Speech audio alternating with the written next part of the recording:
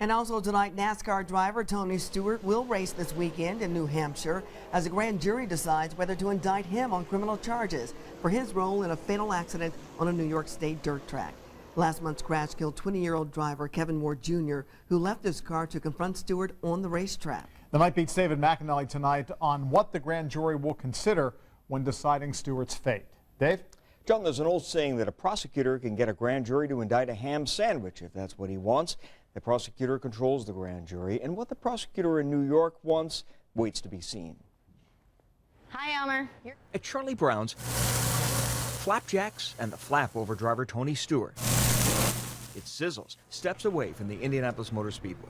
You're watching where you're racing, and if a guy comes out in the road like that, half the time you might only just see him for an instant, you know what I mean?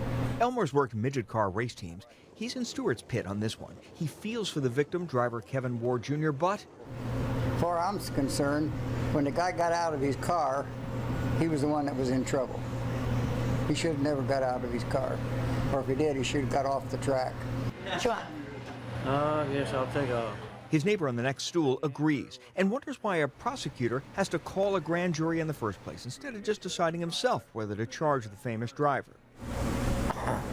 Pass the buck. That's what it's called, passing the buck.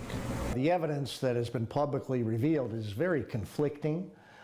You're hearing different stories from different people. Former Indiana prosecutor turned defense lawyer Jack Crawford says it may be best for a grand jury to sort through those contradictions. Plus, the grand jury is sort of a way for a prosecutor to switch some of the responsibility onto people from the community. And he may not want to make that call on his own. because in a case involving a star like Tony Stewart, certainly there's a lot of heat. They know about heat back at Charlie Brown's. And I'll give you 2 or 3 minutes. Where some take the heat off the sometimes overheated Stewart. Most race car drivers don't intend. They get mad and it's racing. That's what happens.